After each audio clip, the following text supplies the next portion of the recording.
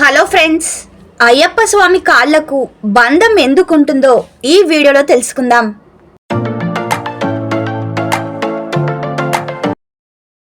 కార్తీక మాసం మొదలు కాగానే గుర్తుకొచ్చేది అయ్యప్ప దీక్ష. ఎంతో కఠోర నియమాలతో చేపట్టేదే అయ్యప్ప దీక్ష. శరణం శరణం అంటూ కోరిన కోరికలు తీర్చాలని, కష్టాల నుంచి గట్టెక్కించాలని దృఢ సంకల్పంతో చేసే దీక్ష అయ్యప్ప స్వామి దీక్ష.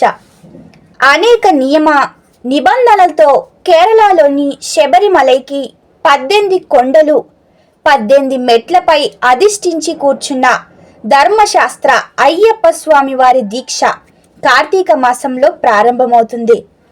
కొందరు స్వాములు దీక్ష చేపట్టిన నాటి నుండి 41 రోజుల పాటు శబరిమలైకి పాదయాత్ర చేసి స్వామిని దర్శించుకుంటారు.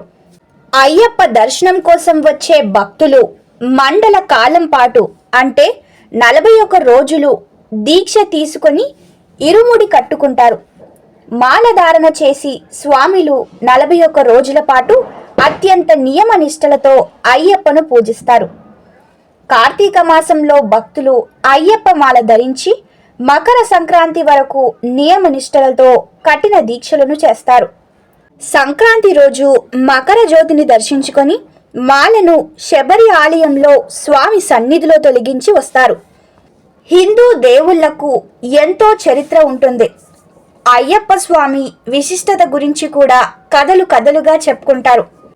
అయితే అయ్యప్ప స్వామి కాళ్లకు బంధనం ఉంటుంది. ఆయన కాళ్లకు ఉన్న పట్ట బంధనం ఎప్పుడైనా గమనించారా? అసలు అది ఎందుకు ఉంటుందో తెలుసా? దాని వెనుక ఉన్న కథేంటో ఇప్పుడు మనం తెలుసుకుందాం. కానీ అంతకన్నా ముందైతే మీరు మన ఛానల్ని మొదటిసారిగా చూస్తున్నారా? అయితే వెంటనే ఛానల్ని సబ్స్క్రైబ్ చేసుకోండి. పక్కనే ఉన్న బెల్ ఐకాన్ని యాక్టివేట్ చేయండి. మీరు అలా యాక్టివేట్ చేయడం వల్ల నేను పెట్టే ప్రతి ఇన్ఫర్మేషన్ వీడియో మీకు ముందుగానే రావడం జరుగుతుంది. చాలామంది వీడియోస్ని చూస్తున్నారే కానీ ఒక్క చిన్న లైక్ ఇంకా సబ్స్క్రైబ్ మాత్రం చేయట్లేదు. మీరు చేసే చిన్న లైక్ అండ్ సబ్స్క్రైబ్ నాకెంతో మోటివేటింగ్గా ఉంటుంది. దానివల్ల ఇంకా ఎంతో ఇన్ఫర్మేషన్ని నేను మీ దాకా తేగలుగుతాను. దయచేసి అర్థం చేసుకొని ఛానల్ని సబ్స్క్రైబ్ చేసుకోండి. ప్లీజ్ అండి, దయచేసి అర్థం చేసుకొని ఛానల్ని సబ్స్క్రైబ్ చేసుకోండి.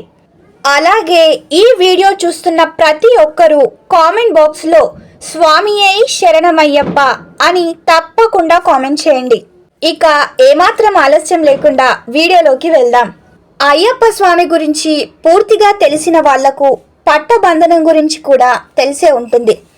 అయ్యప్ప స్వామి పందల రాజు వద్ద చాలా ఏళ్లు పెరిగాడు. దాదాపు 12 ఏళ్లు పందల రాజు వద్దే ఉన్నాడు. ఆ తరువాతే తాను హరిహర సుతున్నని తెలుసుకుంటాడు అయ్యప్ప. అయితే ధర్మాన్ని గెలిపించడం కోసమే తాను జన్మించానని, తాను హరిహరాసుతున్నని అయ్యప్ప నారద మహర్షి ద్వారా తెలుసుకుంటాడు. వెంటనే మహిషిని సంహరించి అయ్యప్ప ఆ తరువాతే శబరిమల ఆలయంలో జ్ఞానపీఠంపై అధిష్ఠిస్తాడు.